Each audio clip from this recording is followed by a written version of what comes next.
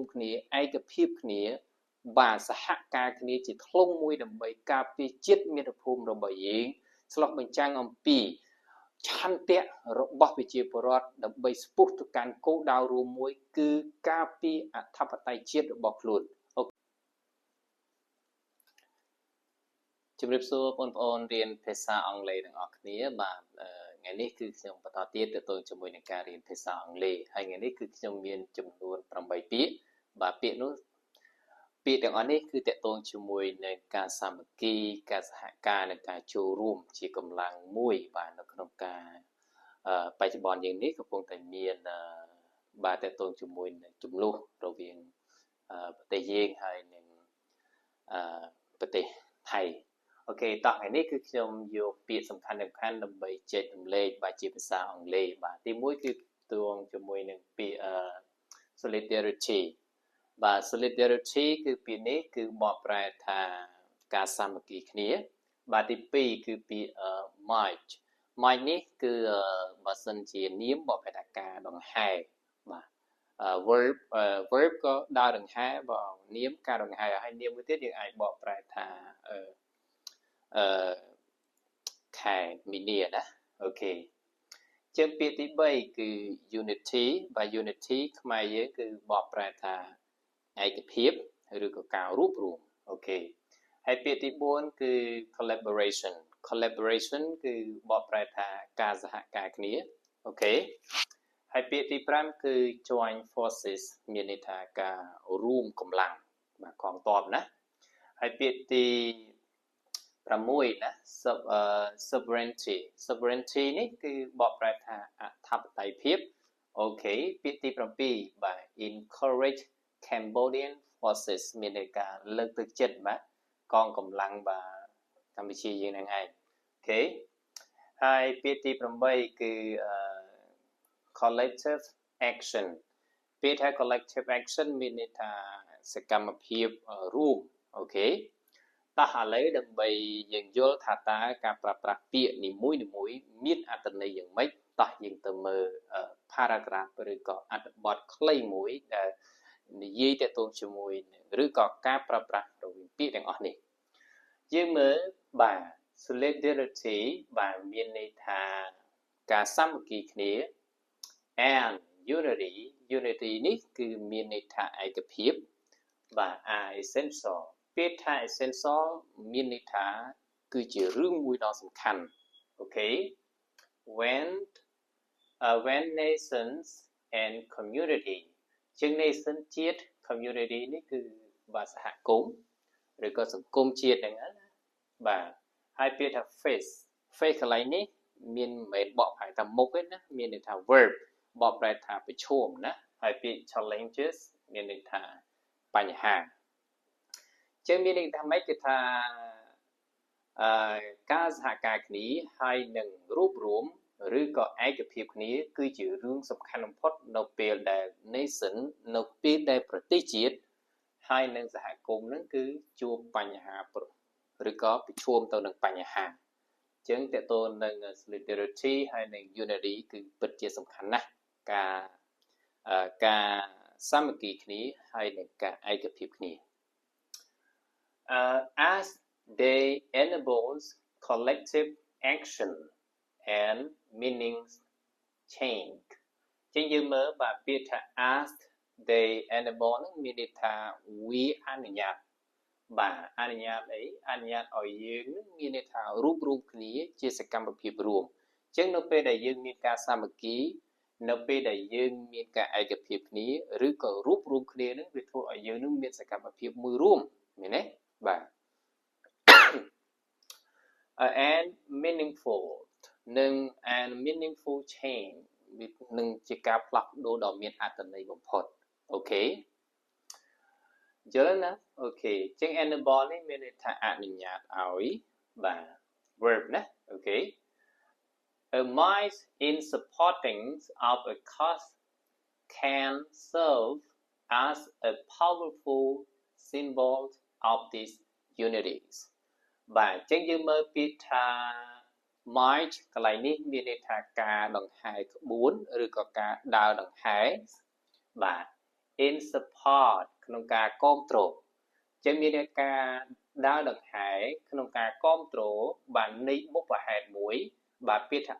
of a cause នៃបុព្វហេតុមួយគឺវាអាចបាទអាចអីគេពាក្យថា serve នឹងដើរតួវាអាចដើរតួជាបាទពាក្យថា powerful symbol ពាក្យថា powerful symbol មានន័យថាជានិមិត្តសញ្ញាបាទដ៏មានអានុភាពបាទមានអានុភាពនៃបាទឯកភាពនេះជាងគេថាម៉េចបាទមានការដើរដង្ហែបាទក្នុងការគ្រប់គ្រងនៃបុព្វហេតុណាមួយនោះគឺវាធ្វើឲ្យយើងនឹងវាមានន័យថាធ្វើវាបង្ហាញពីបាននិមិត្តសញ្ញានៃអានុភាពនៃការឯកភាពនៃការរួបរวมគ្នាមួយអញ្ចឹងសំខាន់ណាស់កាលពីម្សិលមិញបាទមានព្រឹត្តិការណ៍មួយនៅប្រទេសយើងបាទដង្ហែក្បួនបាទដើម្បីលើកទឹកចិត្តកងទ័ពជួរមុខរបស់យើងបាទឲ្យគាត់មានទឹកចិត្តបាទបង្ហាញពីការសាមគ្គីគ្នាការរួបរวมគ្នាជាស្មារតីតែមួយជាធ្លុងតែមួយដើម្បីការពារអធិបតេយ្យភាពជាតិរបស់ខ្លួនអូខេចឹងបន្តទៅទៀតចឹងយល់ណាពាក្យថា powerful symbol ពាក្យ symbol នេះនិមិត្តសញ្ញាបាទបន្តទៀត demonstrating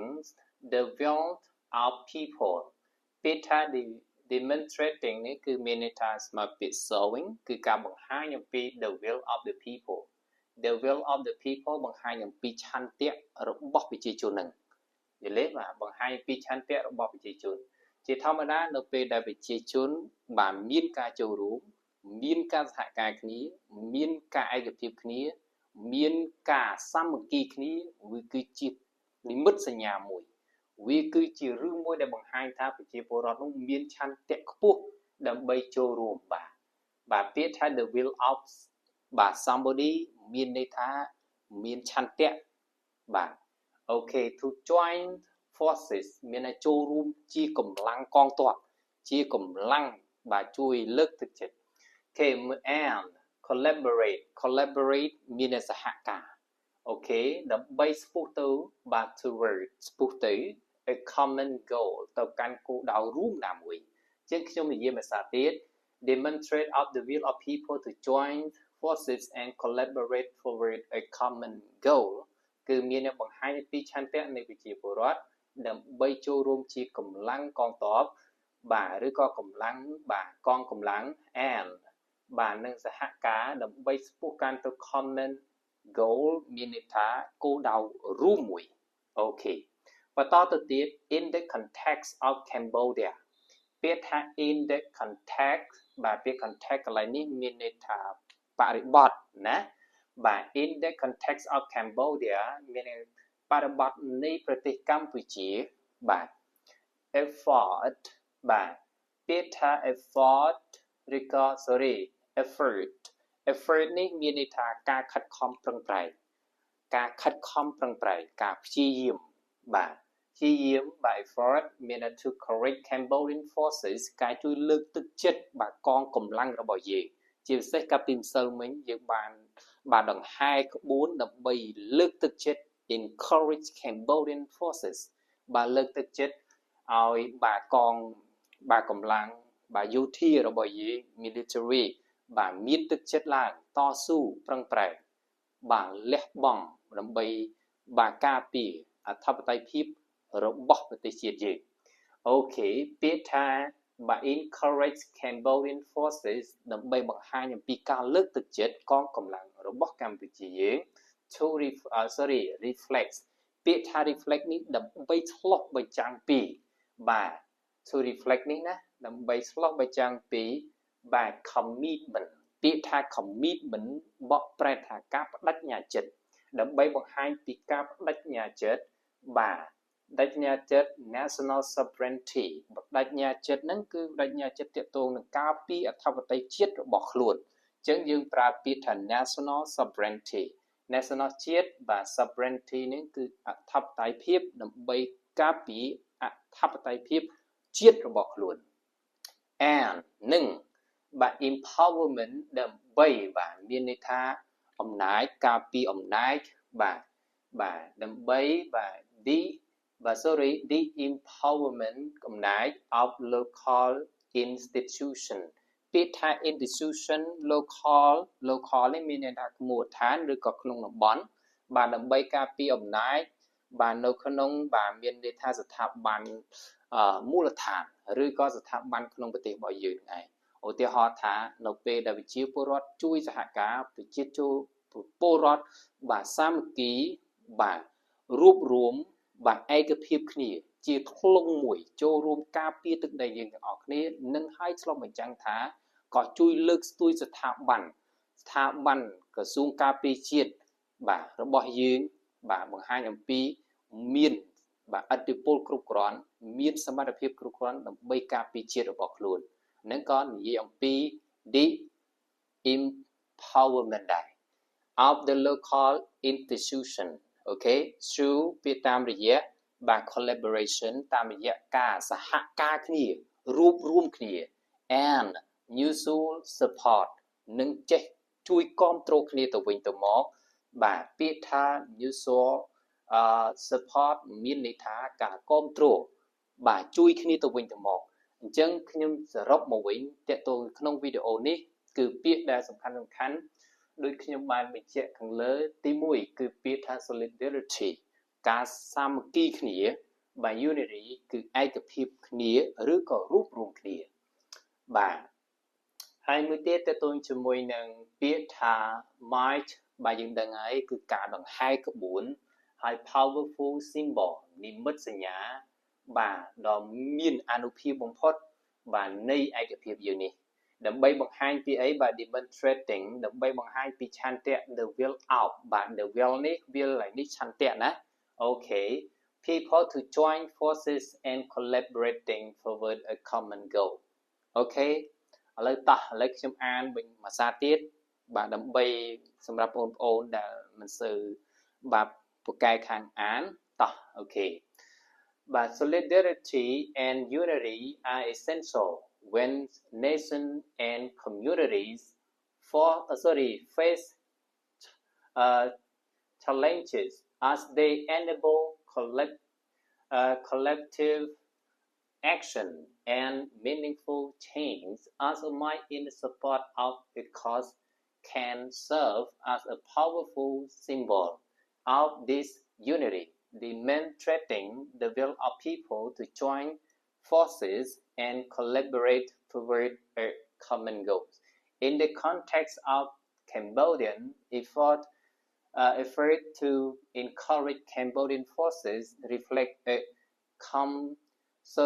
commitment to national sovereignty and the empowerment of local institutions through collaboration and mutual supporting អូខេថ្ងៃនេះគឺខ្ញុំមានប៉ុណ្្នឹងពាក្យសម្រាប់តេតងជាមួយនឹងការសាមគ្គីគ្នារួបរวมគ្នាឯកភាពគ្នាបាទសហការគ្នាជាធ្លុងមួយដើម្បីការពារជាតិមាតុភូមិរបស់យើងឆ្លុះបញ្ចាំងអំពីឆន្ទៈរបស់ប្រជាពលរដ្ឋដើម្បីស្ពុះទៅកាន់គោលដៅរួមមួយគឺការពារអធិបតេយ្យជាតិរបស់ខ្លួនអូខេក្នុងវីដេអូនេះបើសិនជាបងប្អូនមានចម្ងល់ចង់សួរចំណុចណាមួយដែលមិនសូវយល់ឬក៏យល់មិនទាន់ច្បាស់អាច comment សួរបានបាទអរគុណ